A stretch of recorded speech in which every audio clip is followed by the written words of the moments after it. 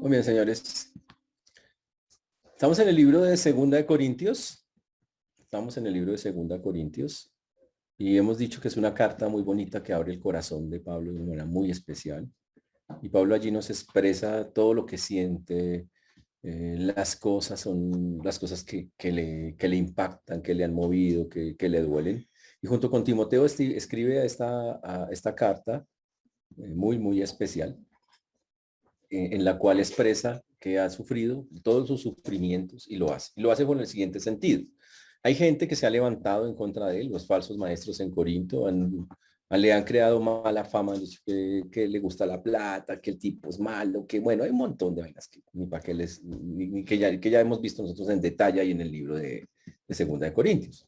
Pero más importante que eso es que él quiere mostrar que hay lo falso y lo verdadero. Lo falso son esos apóstoles, falsos apóstoles que están en la iglesia de Corinto. Y Pablo, comenzando por las aflicciones que ha sufrido en Cristo, comenzando narrando cómo ha sido su vida con el Señor, entendiendo y mostrándonos cómo él ha querido llegar a varias veces a los Corintios y no ha podido. Él quiere empezar a narrarnos sus historias de gracia con el Señor, de todo aquello que el Señor fue, cómo lo sostuvo en medio de todas esas circunstancias. Habla de que trató de ir a Corintio, pero que ahora su deseo es, no quiere ir con tristeza, él no quiere ir con dolor, él no quiere ir con esa tristeza que lo acaba, que como fue cuando salió de allá salió triste porque la gente estaba murmurando de él, pero él dice que quiere llegar allá y quiere llegar con un corazón dispuesto y recomienda con todo el corazón y le dice, mire, yo quiero que ustedes cambien, sean transformados. Él dice que él no necesita una carta de recomendación porque la carta de recomendación es el mismo. Él me dice, yo soy mi carta de recomendación. Yo soy quien puede mostrarse por las cosas que por misericordia ha hecho en el Señor. También dice él que tenemos que aprender a vivir por fe, que tenemos un tabernáculo que se deshace. ¿Qué es el tabernáculo que se hace? Es este cuerpo, pero que tiene un gran tesoro adentro y que todo creyente tiene un trabajo, una tarea por delante que se llama el ministerio de la reconciliación, que esa es la tarea de todos los creyentes y que el Señor nos ha mandado a hacerla. Y cuenta él cómo él, siendo un templo del Dios viviente, hace una apreciación. Y esa apreciación es que no nos unamos en yugo desigual con los incrédulos a nivel espiritual. Dice, a nivel espiritual no busque encontrarse con los incrédulos en puntos donde estén de acuerdo, porque no va a pasar. No hay comunión de la luz con las tinieblas, y lo dice en términos bastante fuertes. Mientras Pablo escribe esto, llega Tito y le cuenta que venía de Corinto, le dice, los corintios se arrepintieron. Pablo se pone feliz y lo empieza a expresar desde el capítulo 7 porque él iba escribiendo la carta a medida, en ese momento llegó Tito y él siguió escribiendo la carta ya con las noticias de Tito. Y cuando lo hace, Tito le cuenta, cambiaron, se arrepintieron, aún están ahí los falsos maestros, pero la diferencia es que ya lo valoran a usted, ya lo respetan, ya dijeron que se equivocaron, piden perdón. Pablo gozoso les dice, listo, entonces sigamos con los planes que había antes de que ellos hicieran eso. ¿Cuáles eran los planes? Seguir colaborando con las iglesias, en este caso con las ofrendas, y por eso es que tenemos dos capítulos de ofrendas en el 8 y en el 9 de Segunda de Corintios, precisamente porque Pablo, al ver que los corintios otra vez regresaron, dice, vamos a seguir con el plan, vamos a seguir el ejemplo de las iglesias más pobres que daban a pesar de su pobreza, y vimos unos principios de administración económica que están en los capítulos 8 y 9, muy bonitos respecto a eso.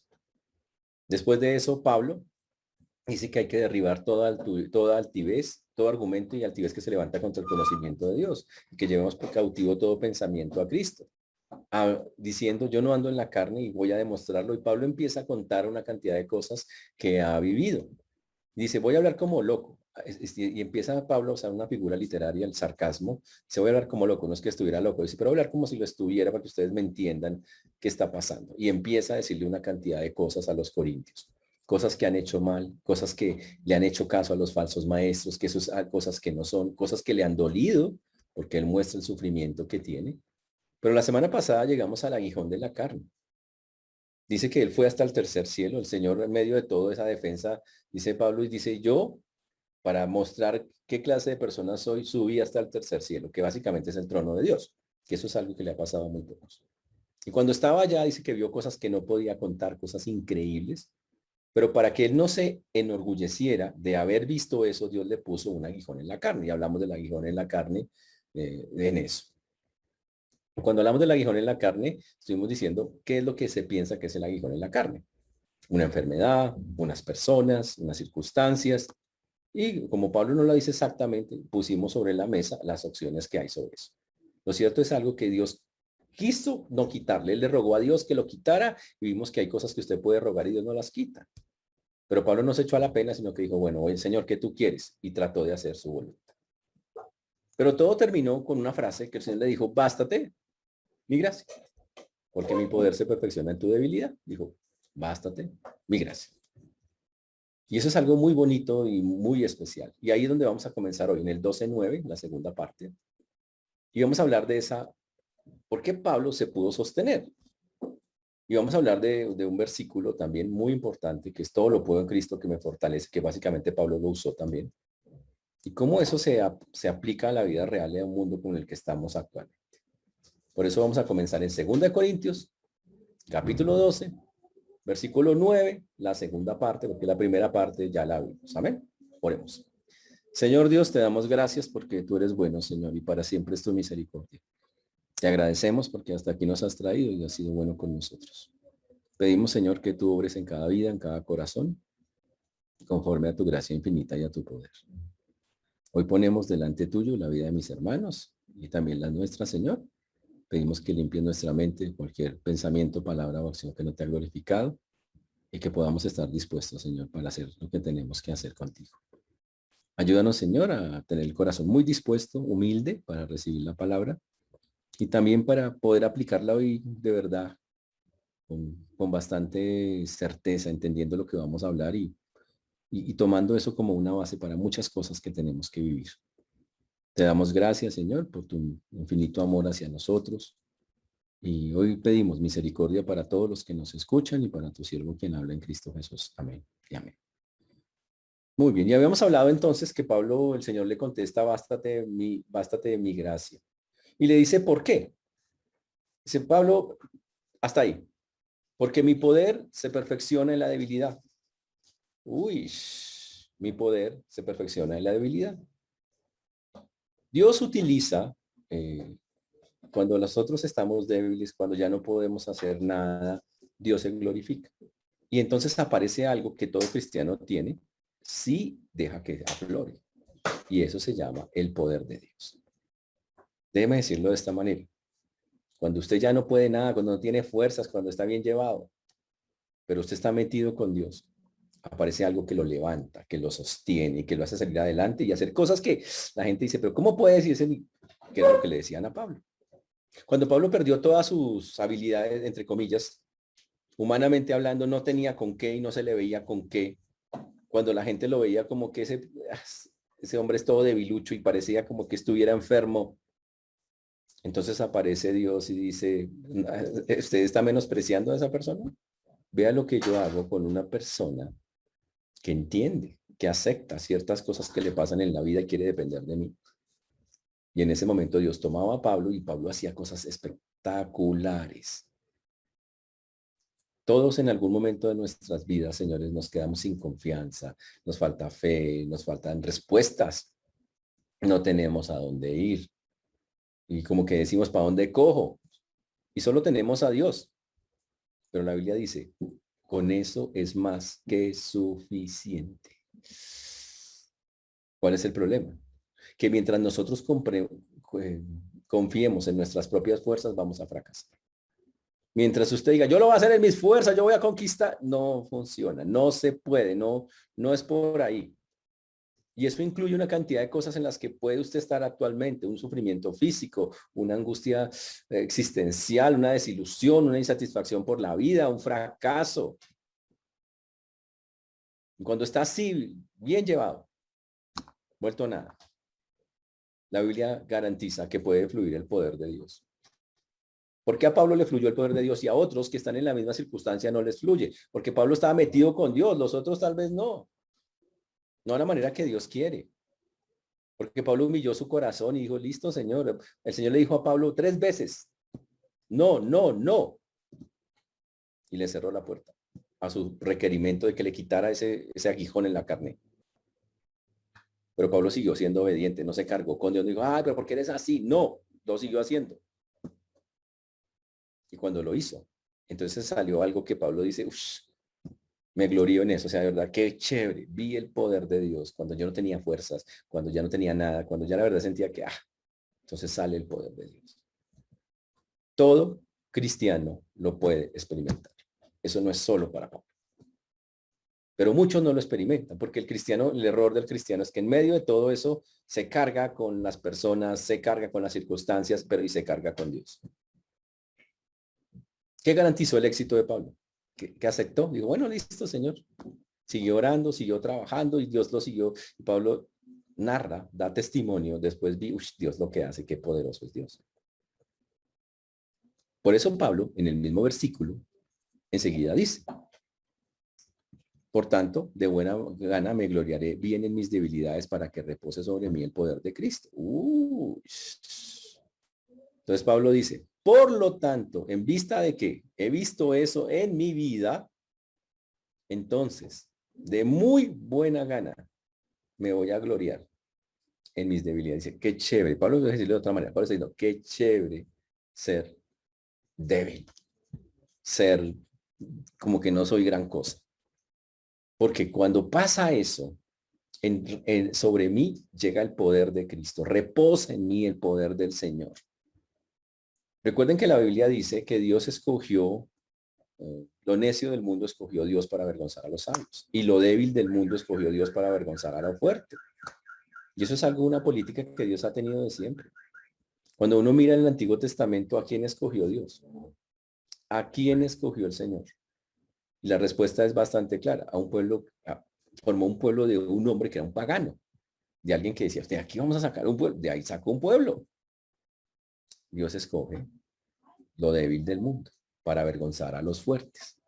El ser humano tiende a mirar por sus ojos, pero el Señor dice, no mires lo parecer ni lo grande de su estatura, porque el Señor no se guía por esas cosas. Dios no mira eso. Dios no mira lo externo. Dios mira el corazón. Por eso los parámetros de Dios son muy diferentes a los parámetros nuestros. Ahora, para Pablo entonces, esa debilidad que Dios, ojo, no era porque él se la había producido, Dios le puso un aguijón y lo tenía débil, no era una debilidad, era una debilidad real que él tenía y que era producida primeramente porque Dios le puso eso y por eso tenía una cantidad de circunstancias encima. Wow, decía, en ese momento yo veo cómo Dios sale adelante y me hace sacar el poder de él y me hace hacer cosas en el poder de él porque yo no tengo ninguno. Por eso no hay nada tan chévere como cuando usted sabe que no tiene nada y que Dios, usted ve que Dios está obrando. Como por ejemplo cuando predicamos, cuando enseñamos. Si no fuera por el Señor, yo no haría nada de esto. Nada de eso. Porque eso no soy yo eso en esencia, o alguien que hable y que eso, no soy eso. Pero como soy tan débil en eso y Dios quiso coger lo débil del mundo, pues me agarró y dijo, venga, hijo, me permite predicar y enseñar. Y seguro así pasa con muchas cosas y con muchas personas que nos están viendo. Si usted se deja usar por Dios, Dios algo va a ser interesante, increíble. Por eso dice, de buena gana, de buena gana, con placer, con deleite. Dice, me deleito en mis debilidades. Uy, interesante. ¿Usted se deleita en sus debilidades o pelea con ellas? Ay, es que yo tengo esto, es que yo... Ay. ¿Cuál es la suya? ¿Cómo toma usted las cosas? Pero Pablo dice, pues ya ahora ya entendiendo cómo funciona con Dios, listo, esta debilidad la saco adelante y me gozo en eso, me deleito en eso, porque sé que listo, eso no, él sabía que no iba a cambiar el asunto.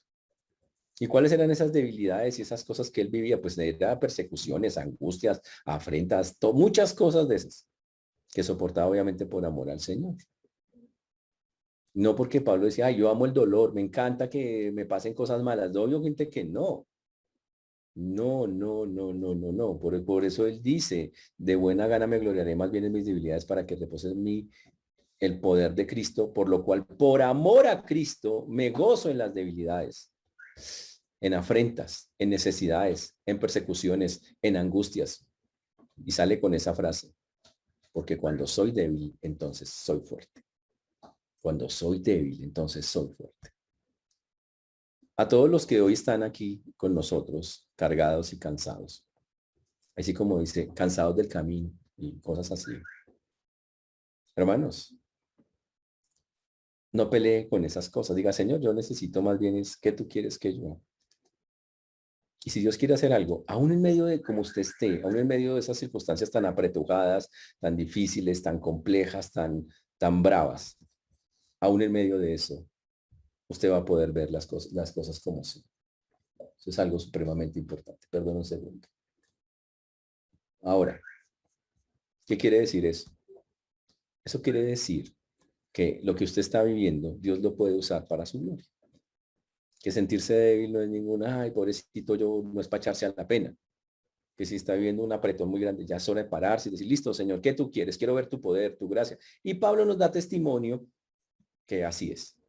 Dicho en otras palabras, si logramos tener la perspectiva de Dios en medio de lo que usted está viviendo, tribulaciones, angustias, todas esas cosas, va a haber una salida bíblica al asunto, una salida donde usted al final va a decir, uy, qué chévere lo que hace Dios.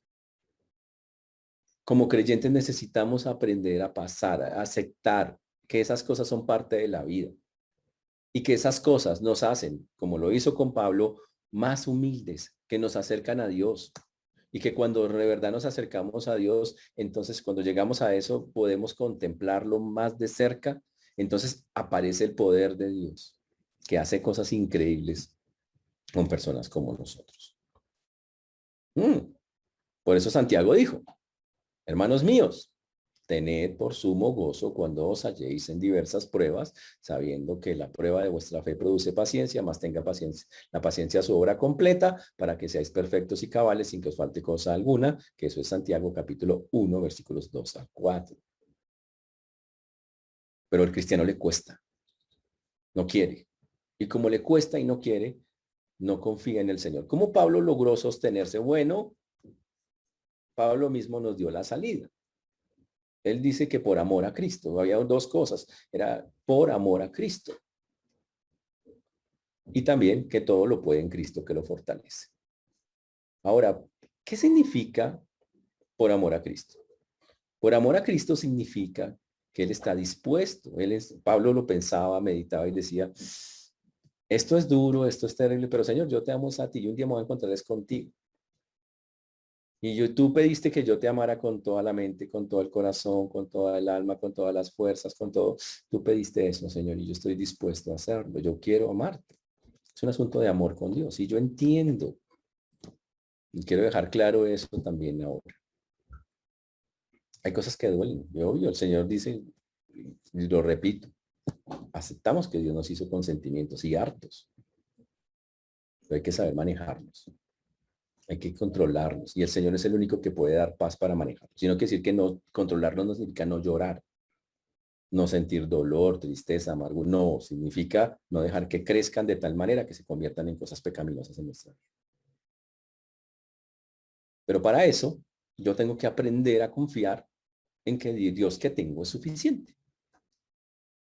Y en medio de lo que estamos viendo acá, Pablo nos revela en medio de su escrito, Dios es suficiente. Pero antes de yo entrar a argumentar el asunto, ¿Dios es suficiente para su vida? Y es una pregunta, bueno, uno dice, pues es como fácil de contestar. Pues obvio que ¿en serio es suficiente para su vida? La, Recuerden, la gracia de Dios. La gracia implica todo lo que es los regalos de Dios. Lo que Dios nos ha dado, lo que ha puesto en nosotros, es suficiente para que usted enfrente los problemas que tiene en su casa, en su trabajo, en su universidad, o en su familia. ¿Es suficiente? Y el problema es que muchos creyentes en la práctica no lo creen.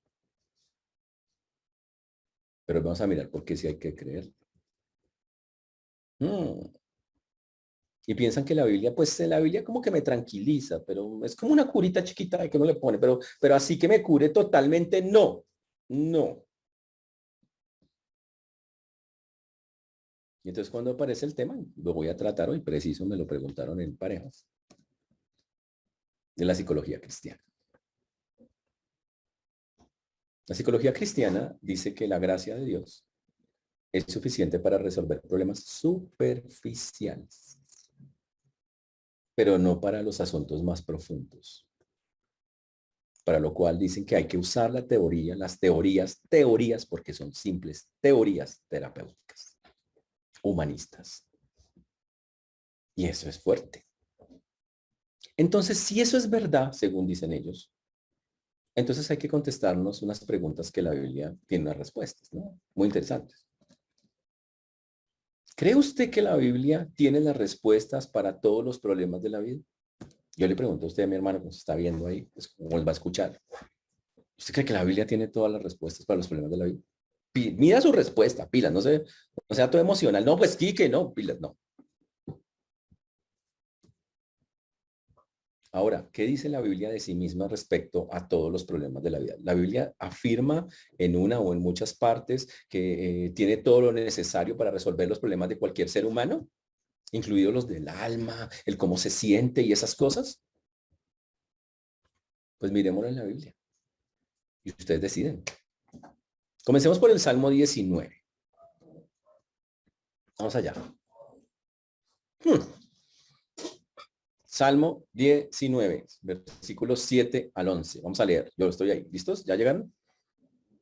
Génesis, Levítico, Salmos, Proverbios, Salmos. Salmo 19, 7 al 11. Salmo 19, 7 al 11. Les leo. La ley de Jehová es perfecta, que convierte el alma. Espere, ahí nomás, ya. La ley de Jehová es perfecta, que coge un alma que está la alejada de Dios y la acerca a Dios. De una. Y se la convierte, la cambia, la transforma, la hace un alma que quiere a Dios, lo que antes no quería. El testimonio de Jehová es fiel, que hace sabio al sencillo. Soy una persona que no sabe nada y de pronto empiezo a tener sabiduría bíblica. ¿Qué significa sabiduría bíblica? Saber cómo piensa Dios, saber la respuesta de Dios a las cosas. Los mandamientos de Jehová son rectos, que alegran el corazón. O sea, la mente. Señor, esta es la salida, estas son las cosas. Es por acá. El precepto de Jehová es puro, que alumbra los ojos. El Señor me enseña a mirar con mis ojos la manera como Él ve las cosas. ¿Eso no es suficiente? Uy. Después en el 9 dice la segunda parte, los juicios de Jehová son verdad, todos son justos. Como Dios piensa. Y mire lo que dice el 10. Deseables son más que el oro y más que mucho oro afinado. Dice, ¿sabe qué es lo más valioso que hay? Lo cómo piensa Dios, no cómo piensa el mundo. O cómo piensan los hombres, supuestamente, el humanismo actual.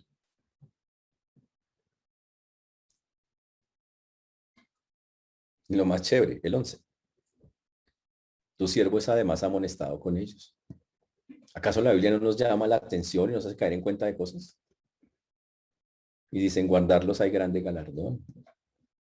Hay premio cuando los guardamos. Eso es un versículo. Entonces, ¿se equivocó el salmista cuando escribió esas cosas? Se equivocó el salmista cuando dice que el alma es convertida, cambiada, transformada y que nos hace inteligentes y que wow, y que sus preceptos nos afirman. Sí, se equivocó. Hablemos de otro versículo que ustedes conocen. Este es peor todavía. Toda la escritura, segunda Timoteo 3, 16, 17. Por favor, vayamos allá. Segunda de Timoteo 3, 16, 17.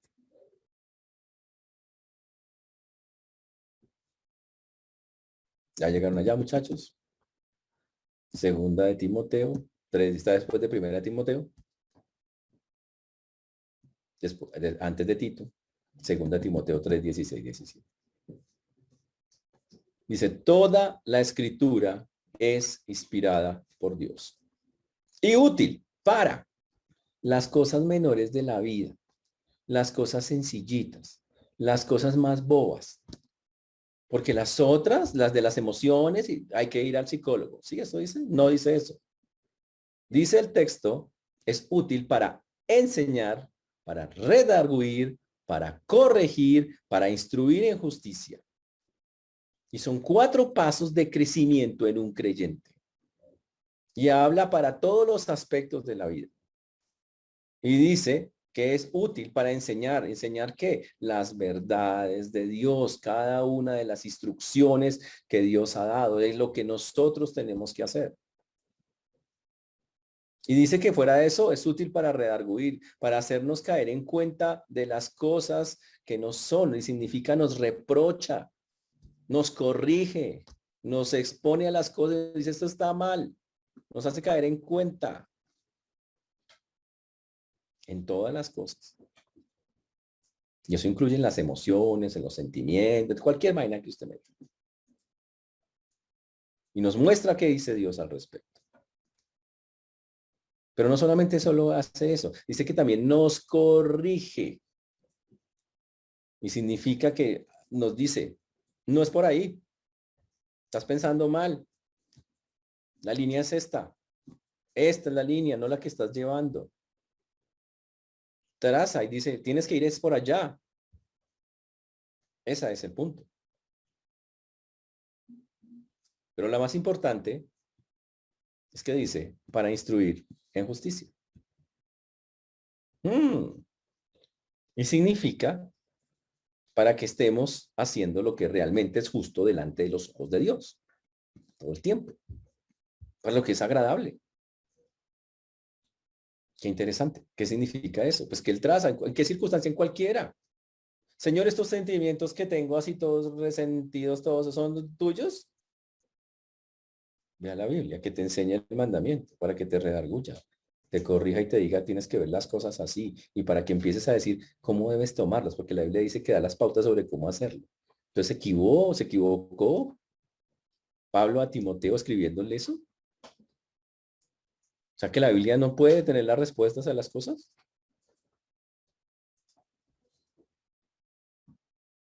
Y ahí dice en el mismo versículo, en el 17, a fin de que el hombre de Dios, o sea, usted y yo, sea perfecto. Y perfecto no es que nunca falla. La palabra perfecto es que sea completo, que no le falte nada, que esté tranquilo. Digo, tengo todo en el Señor.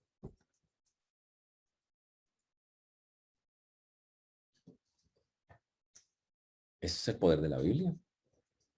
Y no en cualquier cosa, en cosas menores, en cualquier cosa que toque hacer. Tanto que el Señor dice enteramente o completamente preparado para toda buena obra.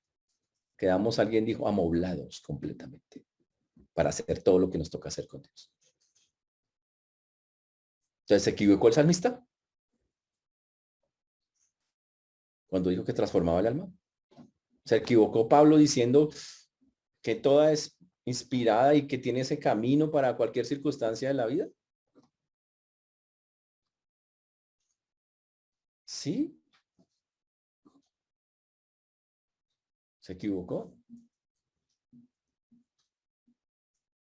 En cambio, el mismo Pablo nos dice qué piensa Dios. Porque si la escritura es inspirada, pues nos dice qué piensa Dios de las ideas del hombre. Y eso incluye las psicologías y el humanismo. Ahí se lo tengo. 1 Corintios 1:20 y 21. Y Dios contesta. ¿Dónde está el sabio? ¿Dónde está el escriba? Que se suponían los duros de la época, ¿no? Pablo, como siempre, con sarcasmo pregunta, ¿dónde está el sabio? ¿Y dónde está el escriba? ¿Y dónde está el disputador de este siglo? ¿Dónde está el que todo lo argumenta y que el humanismo y que tal? ¿Dónde está? A ver, muéstremelo. Y Pablo los calla y dice, ¿no ha enloquecido Dios la sabiduría de este mundo? Y Pablo enseña cómo es que se conoce a Dios. ¿Quiere usted saber cómo ver la vida cuando Dios es el único que se la puede mostrar? ¿Cree que las personas que usan teorías así, sean cristianas y revuelvan teorías humanistas con Biblia, tienen una mejor posición que Dios mismo? ¿Eso piensa? Dice la Biblia, ¿no ha enloquecido Dios la sabiduría del mundo? ¿Quieres saber cómo se conoce de verdad? ¿Cómo se hace uno sabio? Y puede enfrentar cualquiera de las vainas de la vida. Y eso incluye las emociones. Dice el versículo 21, pues ya que en la sabiduría de Dios, el mundo no conoció a Dios mediante la sabiduría. Uy, agradó a Dios salvar a los creyentes por la locura de la predicación. Es por la palabra. Entonces, ¿se equivocó Pablo ahí diciendo eso a los corintios? Ahí en Primera de Corintios. No, no. Es más, Dios es más fuerte todavía y Dios no lo dice solo ahorita, lo ha dicho desde antes en el Antiguo Testamento también. En un texto de Isaías 29:14, no tiene que irse hasta allá, porque el texto, Pablo mismo lo nombró un versículo antes, en Primera de Corintios.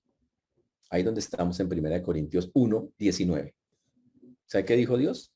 Pues está escrito, destruiré la sabiduría de los sabios y desecharé el entendimiento de los entendidos.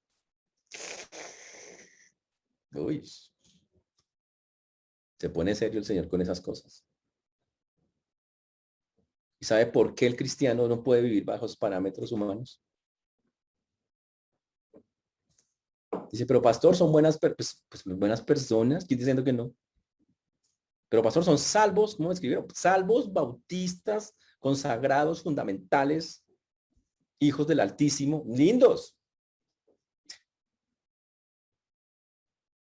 Pero tienen que usar la Biblia, no las ideas humanas, para entender cómo vivir los sentimientos y cualquier cosa que esté atormentando, cargando su alma, como lo dice el salmista.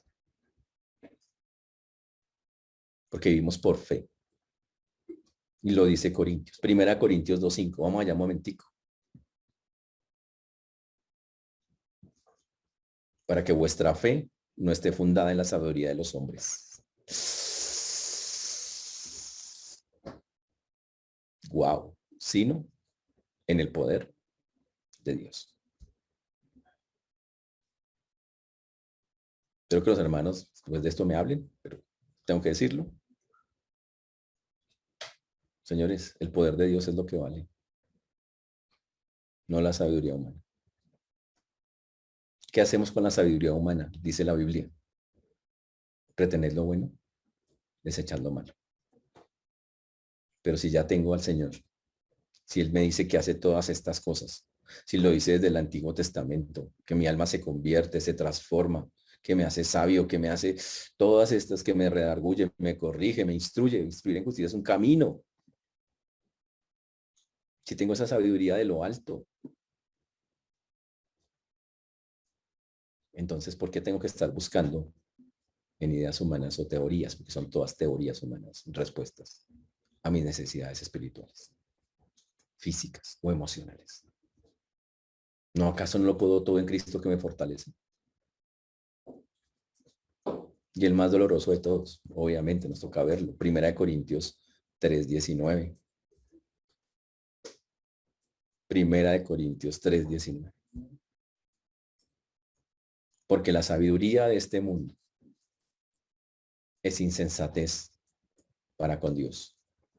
Pues está escrito. Pues escrito está. Él prende a los sabios en la astucia de ellos.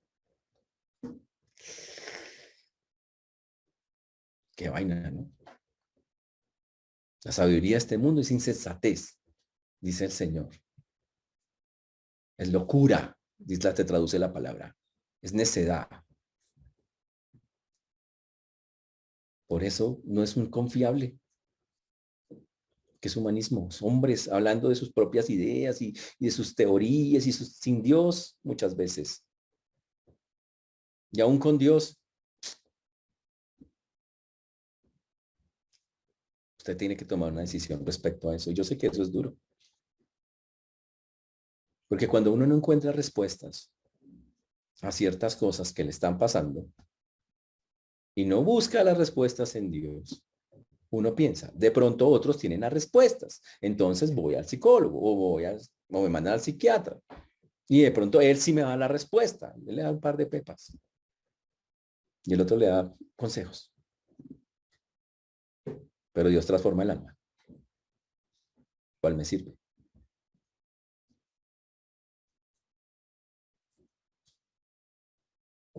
Se equivocó Pablo cuando dijo que estábamos completos en Cristo. Eso es Colosenses 2:10. En Colosenses 2:10 dice, y vosotros estáis completos en Él. Completos. Proveídos plenamente. Imagínense, esa palabra significa proveídos plenamente.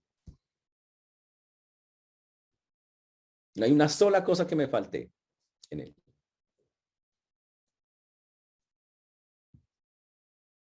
Pero si no lo quiero usar, está bien. Es su decisión. Aún siendo este creyente.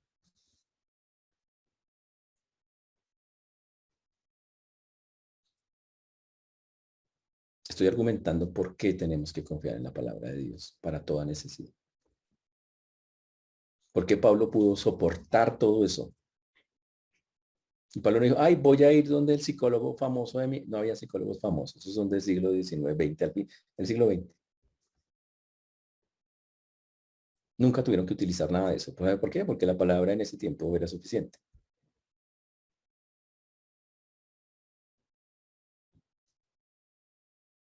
Dice, pero ¿qué es todo eso que Dios, cómo así que completos? ¿Qué es todo eso completo que Dios me ha dado? ¿Qué es toda esa provisión plena que yo tengo en Cristo?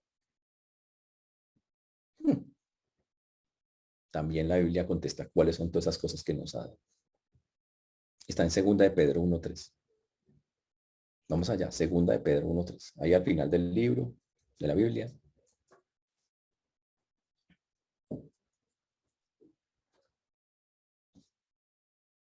Ya llegaron, segunda de Pedro, está antes de, está después de primera y antes de tercera. Y antes de Juan, de primera de Juan. Segunda de Pedro 1:3. Dice, porque él dice que estamos completos, y como que tenemos, aquí le tengo la respuesta, como todas las cosas que pertenecen a la vida y a la piedad nos han sido dadas por su divino poder. Todas las cosas. ¿Cómo? Mediante el conocimiento de aquel que nos llamó por su gloria y excelencia. Segunda de Pedro 1:3. Ah, todas las cosas que pertenecen a la vida. ¿Qué le hace falta? Es que quiero saber. Listo, señor, listo, yo la apruebo. Dice, nos han sido dadas por su divino poder. Necesito saber cómo tener paz. Dice, listo, se la proveí. Eso pertenece a la vida. ¿Cómo manejo esta circunstancia? Se la proveí. Esto pertenece a la vida. ¿Cómo hago para? Se la proveí. Eso pertenece a la vida.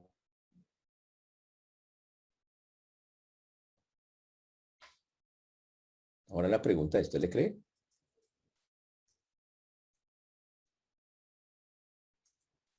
Y ahí está el problema. Hay una generación de cristianos incrédulos con el poder de la palabra de Dios o con lo que Dios puede hacer. Sí tiene poder, pero solo hasta, sí, solo, ahí dice eso. Yo leo todas las cosas que pertenecen a la vida. Dígame una cosa de la vida, a ver qué. Una. Dice que todas están por él, controladas, que nos ha dado todo para llevarlas a cabo. Por eso le pregunto, ¿qué más necesita?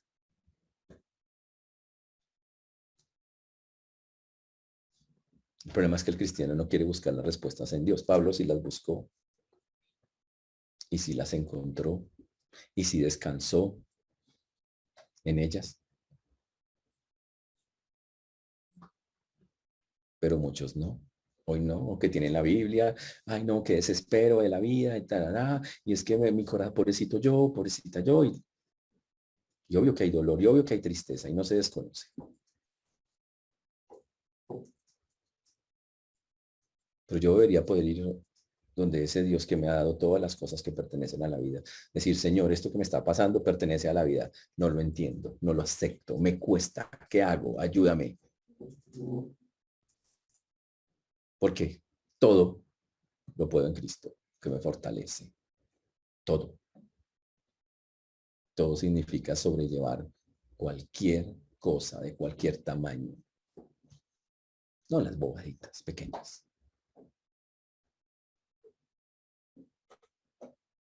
¿Eso es claro, hermanos?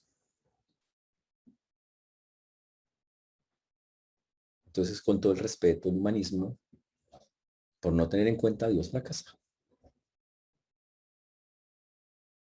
Hay que dejar de pensar que el ser humano, el ser humano me puede sacar adelante. Me va a ayudar. No está diciendo que te da todo mal. Seguro tendrá algunas cosas interesantes. Pero si yo tengo al sabio, al que lo sabe todo, el que me ofrece todas las cosas, ¿por qué tengo que buscar a otro? Obvio, para saberlo, tengo que meterme con él. Y a veces ese es el problema, que me toca meterme. Me toca conocerlo a fondo. Señor, y cuando lo conozco a fondo, eso va saliendo y va brotando, y va brotando, y va brotando.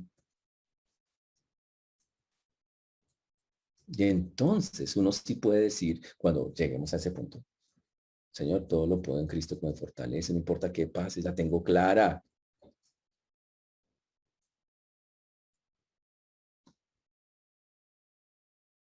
Ahora,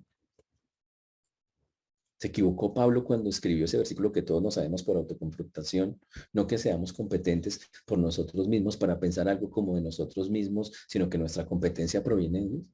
En 2 Corintios 3:5. ¿Se equivocó Pablo también en eso? ¿Sabe cómo funciona en la práctica? Señor, no sé cómo hacer esa vaina. No tengo la habilidad, no sé cómo es, no veo la salida. Esto es desesperante. Y llega el Señor y le dice, ¿qué necesitas? Señor, no sé cómo hacerlo. ¿Cómo me hago competente en eso? Dice, el Señor dice, es que ustedes no son competentes por ustedes mismos. Yo los capacito para que sean competentes, para que tengan la habilidad de hacer lo que tienen que hacer. ¿Se equivocó Pablo diciendo eso?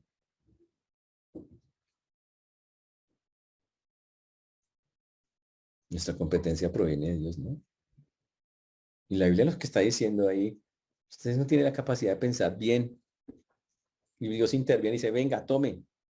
Cuando usted se mete con el tome, piense, esto es la forma de pensar, esto es de hablar, porque vamos a tender siempre a pensar mal, a cargarnos, a llevarnos, a que todo nos controle. Pero llega el Señor y dice, no, yo los hago, les doy la capacidad para que lo hagan bien. Y por eso la competencia, la capacidad, la habilidad proviene de Dios.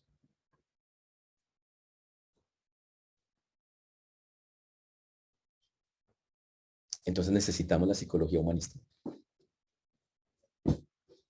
para entender los problemas de las personas.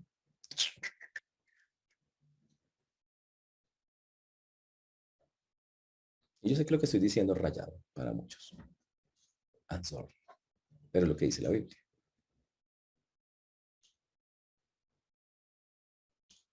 Mientras la psicología humanista no puede alcanzar a entender los problemas de las personas porque no se basa en Dios. En cambio, Dios, en su palabra, Él dice que Él sí puede llegar y entender al ser humano hasta el fondo. Y está ese versículo que también está en autoconfrontación que ustedes saben, que es Hebreos 4:12. Vamos allá, Hebreos 4:12.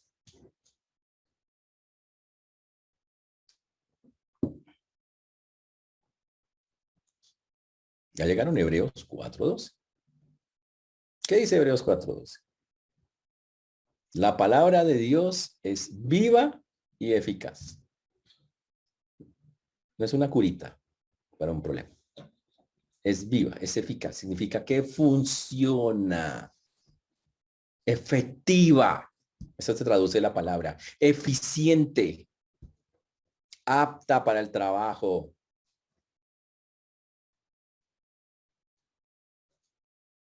Y agrega.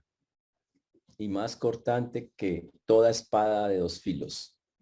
Y aclara que es una espada de dos filos. Es una espada que cuando entra, corta y cuando sale corta. Se abre completamente, despeja todo el asunto. Llega a lo profundo y lo dice el texto. Dice, y penetra hasta partir el alma y el espíritu y las coyunturas y los tuétanos. Ya habla en un sentido metafórico de que llega hasta lo más íntimo del ser humano. Allá no puede llegar el humanismo. Pero Dios sí puede llegar a su corazón. Que Él lo conoce profundamente. Y entonces llega la palabra y discierne los pensamientos y las intenciones del corazón. Y discierne es que la palabra es capaz de juzgar. Ahí es donde viene el punto. Y entonces la palabra llega y dice, ¿sabes qué? Voy a juzgarte. Y la abre. Y entonces juzga nuestros pensamientos. Y juzga la razón, las intenciones de por qué hacemos las cosas o por qué pensamos las cosas. Juzga nuestro entendimiento de las cosas. Y nos dice, ¿estás equivocado o estás bien?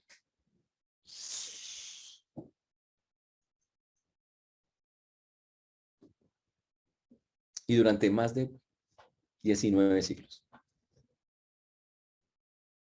Sin necesidad de humanismo, porque eso es nuevo. La Biblia funcionó perfectamente para que las personas se apartaran. Millones de personas a lo largo de la historia de la iglesia, hasta el sol de hoy, los que no se van hacia esa línea, para apartarlas, santificarlas y hacerlas cercanas a Dios.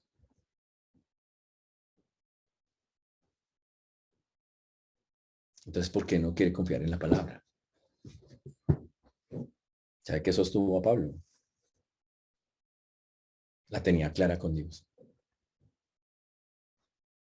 El Señor le dijo, bástate mi gracia. Y la gracia era, bástate todo lo que te he dicho. Bástate lo que te muestro, lo que te enseño, el que veas las cosas como yo las veo.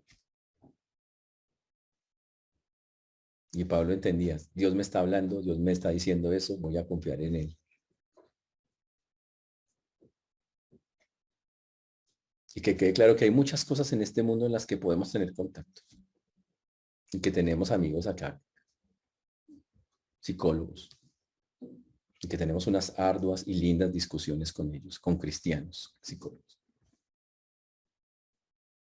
Pero que usted que está escuchándonos, tiene que tomar una decisión. ¿Va a creer en Cristo para todo? ¿Va a creer que Él nos ha proveído lo suficiente, como lo veíamos en estos versículos, para poder solucionar cualquier cosa? ¿O va a buscar las soluciones en otros, que a veces ni son creyentes? O en unos que lo son y son buenos hermanos. Pero que cuando le mezclen un poquito de la teoría humanista ya van a contaminar lo que tienen. ¿Qué van a hacer? Pablo tomó su decisión. El Señor le dijo, bástate mi gracia. Y Pablo dijo, sí, Señor. Agachó la cabeza y dijo, listo, Dios sabe más que yo.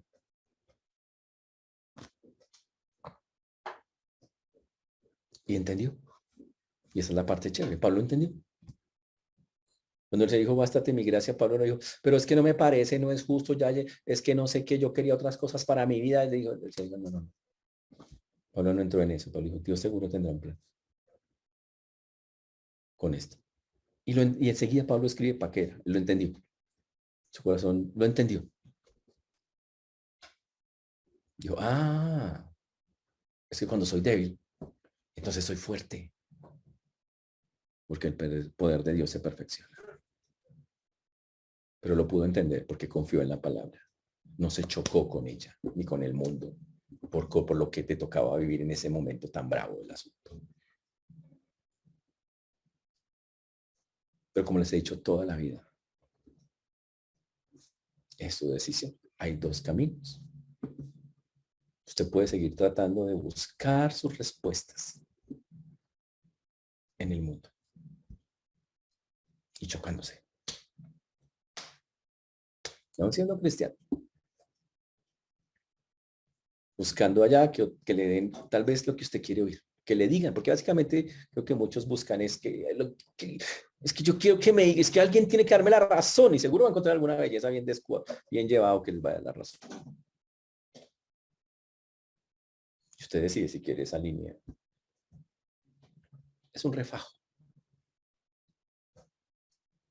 no es puro.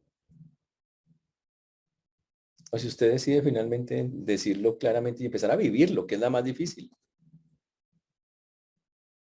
Señor, tú eres el que lo hace.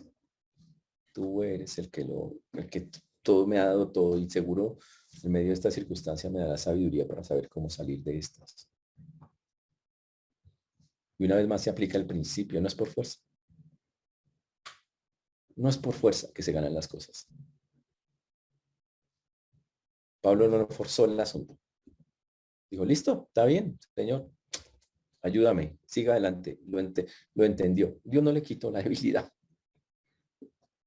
Pero Pablo glorificó a Dios el resto de su vida, sin problema. Y estuvo tranquilo. ¿Y por qué estuvo tranquilo? Porque la ley de Jehová convierte el alma, la tranquiliza. Hace ver las cosas como Dios lo hace.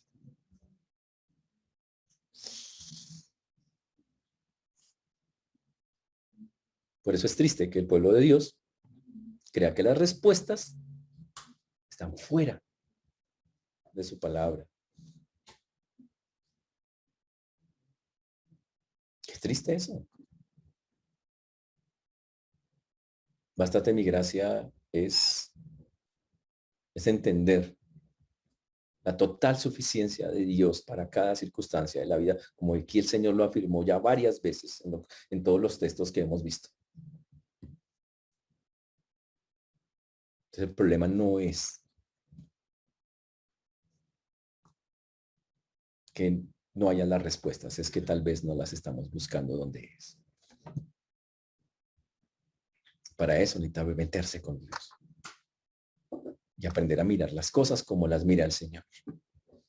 Señor, quiero ver las cosas desde tu perspectiva. Y yo sé que eso es duro de aceptar, porque como humanos, con emociones, sentimientos, queremos a veces otras cosas que son totalmente contrarias a lo que Dios quiere. Pero tranquilos, la Biblia dice que hablemos con Él y que definamos eso con el Señor. Nos llama a eso, la Biblia nos llama, háganlo. Es más, tengo un ejercicio para ustedes que les gusta pelear con la Biblia o con cosas como estas. Pregúntele a Dios, Señor, ¿qué tú piensas de lo que dice el pastor? Pregúntaselo. Dímelo tú y te lo creo. Así, todos los que son así, todos especiales. A ver si es que estamos diciendo algo salido de la palabra. Por eso hoy, muchachos, la aplicación directa de lo que a Pablo le pasó en este texto no es otra que vas a depender de Dios. Vas a empezar a buscar en Dios las respuestas a todas las cosas de tu vida. Vas a confiar en todo lo que dice, porque todo lo que he sacado de este versículo, no he sacado una sola idea humanística, versículos.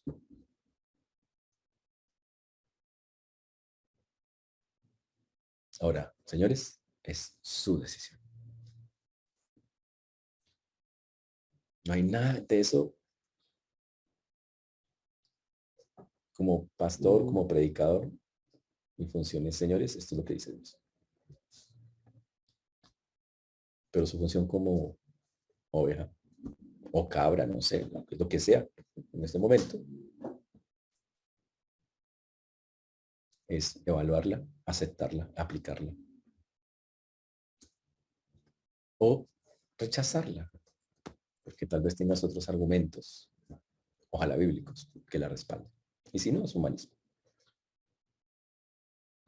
Por eso hoy vamos a dejar en nuestra mente, en nuestro corazón, esa pregunta.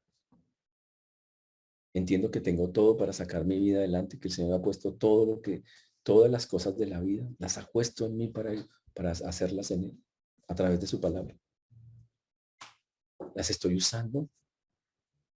Tal vez si me falta eso, hoy es un buen día para decirle, Señor, yo quiero empezar a solucionar cosas de ahí, de ahí donde la Biblia dice que se soluciona.